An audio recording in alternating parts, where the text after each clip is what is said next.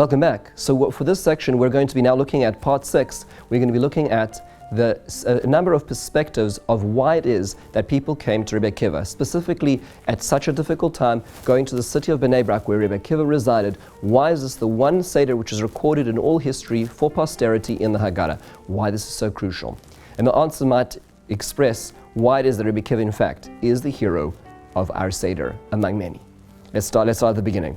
If you take a look at the sources, we're looking now in this section, section or part 5, and the first part is level 1, the dark night.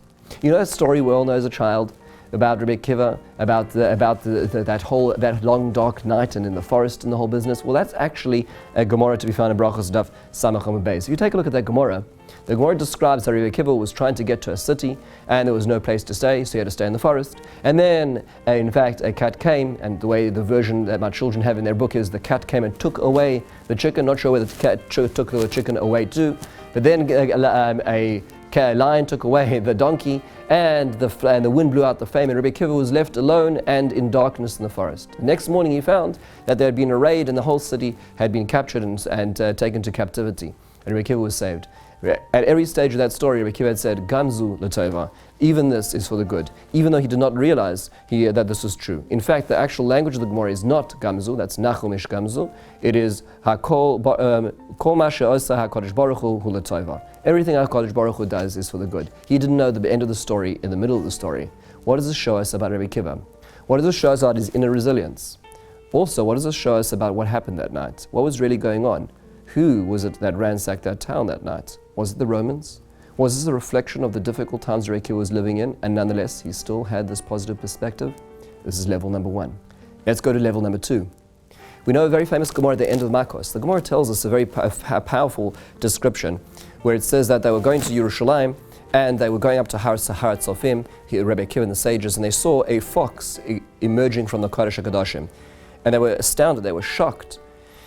And Rebbe Akiva, all the sages started crying, and Rebbe Akiva started laughing. They said, Rebbe Akiva, how could it be that you're laughing? How could it be that you're laughing at such a sight?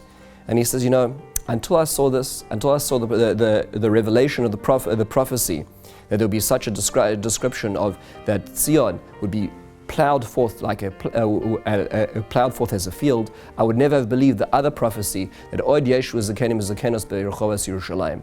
And therefore he was able to give them some sort of comfort. The Gemara then says that they respond by saying, Akiva nichamtanu, Akiva nichamtanu, Akiva, you gave us nechama, not just for now, but for the future. What does this Gemara say again about the perspective of Rebbe Akiva? What does it say about the perspective of what he looks at? Does he look at the now? Does he look at the past? Or does he look at the future? How does Rebbe Akiva view reality? How does Rebbe Akiva express his emunah? Why is he quoting psukim? Some questions to think about when looking at this Gemara. And finally, level number 3. We know Rebbe Akiva not only suffered a terrible death, but he lost many of his students. The Gemara in Yevamos on Daf Samach Beis, which can be found in the notes, describes that Rebbe Akiva had in fact 24,000 students, and they all perished in a very short span of time. In fact, Rebbe Akiva at that point in time could have thrown in the towel, but what does he do? The Gemara tells us that he says, the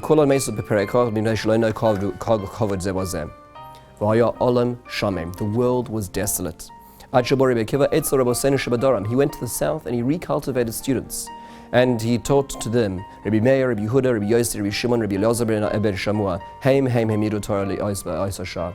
You'll notice that the Gemara in Sanhedrin actually also describes that the 5 pillars of the Torah Shabbat Peh, the ones, the redactor, the Sifrei, the Sifra, the Mechilta, the Tosefta, were in fact these students of Rebbe Akiva. Even though there was a lot of difficulty, even though he suffered personal loss of legacy, loss of everything that he created, Rebbe Akiva continued. What does it tell us about Rebbe Akiva? What does it tell us about the reason why they came to his Seder?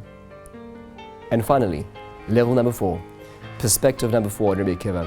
The Mishnah at the end of Psalchim, the 10th Perek, Mishnah Vav, tells us there's a debate as to what the bracha would say at the end of Magid. Rabbi Tavon says, Asher Go'alanu v'Go'alas Avasanim Mitzrayim. The bracha is that Hashem redeemed us from Egypt and He redeemed our forefathers. And Rabbi Akiva adds on, and we say this nusach, and every time we say this nusach, we should know this is the lashon of Rabbi Akiva. So too God, our Father, for the God of our fathers. Will reach us, allow us to reach new festivals that will come in peace. And we will rejoice in your service. And we will rejoice with the future Karbanos. Baruch atah Hashem Go'al Yisrael. Rabbi Akiva added in a whole lot. In fact, there are some Kabbalistic Sfarim which suggest that the author of the Haggadah itself, the one who redacted the Haggadah as we have it today, in fact, was Rabbi Akiva.